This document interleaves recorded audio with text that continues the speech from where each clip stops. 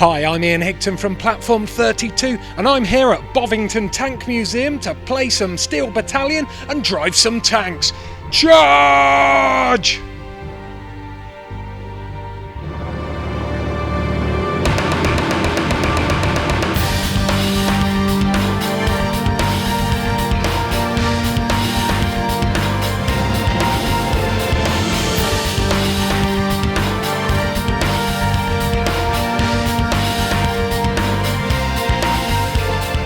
Yes, that's right folks, recently along with a handful of other game journo types, I was bundled into a couple of real life tanks by none other than Capcom themselves, so I could experience how it feels to be stuck inside these rolling death machines during a combat situation.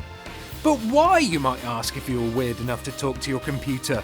Well, it's because the sequel to Steel Battalion, the mech game famous for its behemoth of a controller, is out soon. Titled Steel Battalion Heavy Armour, it tries its best to recreate these cramped claustrophobic conditions, but this time it's using Microsofts Kinect as a control mechanism rather than a couple of tons of moulded plastic.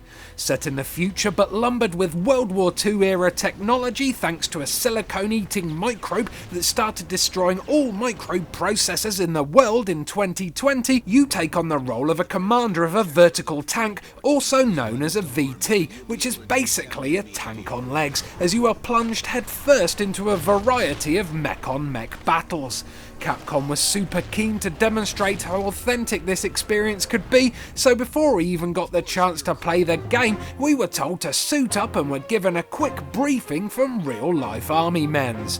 Then we were marched towards the field of battle. We rode in a Sherman tank and I think a Leopard, but it wasn't until we were squashed into an APC and driven around an assault course that we really felt the heat and confusion of being blindly trapped inside a sweltering tin can.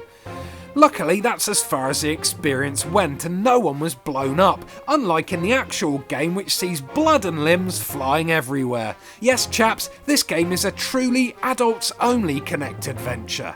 Hey, Adam Merritt, UK PR manager for Capcom, this game is gore galore. Why's that? Yeah, sure. So, it's got another peggy rating of 18, which is kind of completely justifiable, and I think it should be, because you only have to watch the opening cutscene on the first level to kind of realise why it's an 18. It's war. There's no point kind of in cutting back, and if you're trying to create a kind of a real in-depth, engaging story, I think it being 18 does justify it. So the first cutscene, you get shot and his leg flies off, another one gets literally ripped in half. There's a lot of swearing, like there would be in a real battlefield.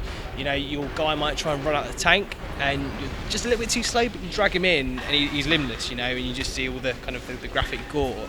So it's good reason to be an 18, but I think, to encapsulate a real realistic war game, it should be. It's the first main hardcore Kinect game.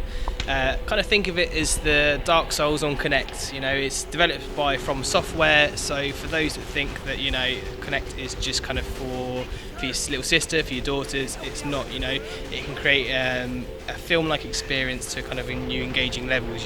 Think of Uncharted, a lot of button pressings and whatnot. Here you're actually there, interacting with the action, so to speak. This game can also be played in co-op though, so thankfully you don't have to go into war all on your lonesome. Here's more Merritt with more info. Various levels on the campaign can be played as co-op, so 4 of you would go out in the VTs. On one of the levels quite a fair bit later on, around Poland, it's quite easy to die. However, if you take different strategic elements, like you might want to flank various of the other VT tanks, or you can just go gun blazing and hope for the best. Like the multiplayer aspect just means you have to really actually work together to survive, and it's just interesting in how you can take different strategic routes to kind of complete the game, be it kind of gun blazing or kind of more tactical and stealth. Nice. Now, it's all well and good saying a game is for the hardcore gamers. I remember when Microsoft first announced Kinect Star Wars and said that would be for the hardcore gamers.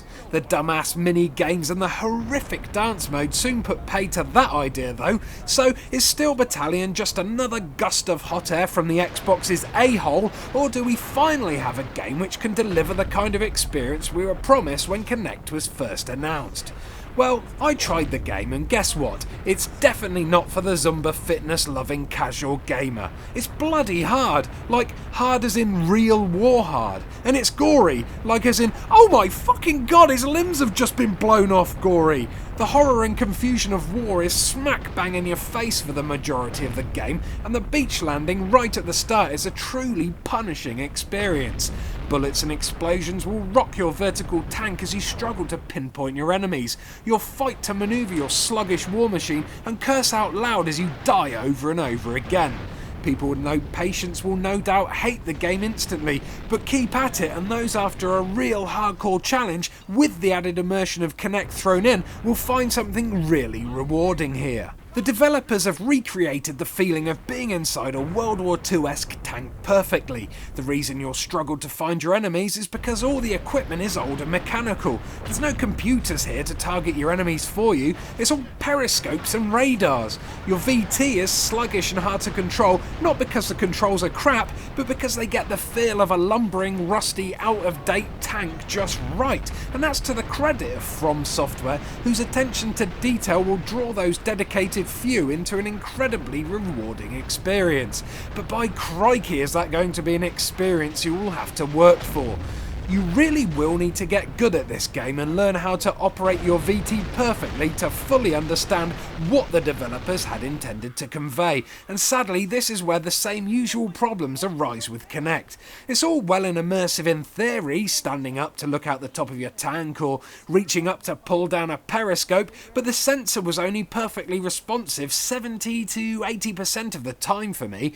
Repeated actions were sometimes needed to pull a lever or push a button, and it wasn't uncommon to reach for something only to have the game interact with the wrong item. Still, the combination of moving and aiming with the controller and operating everything else with Kinect is pretty cool, and when it works, the motion controls are awesome.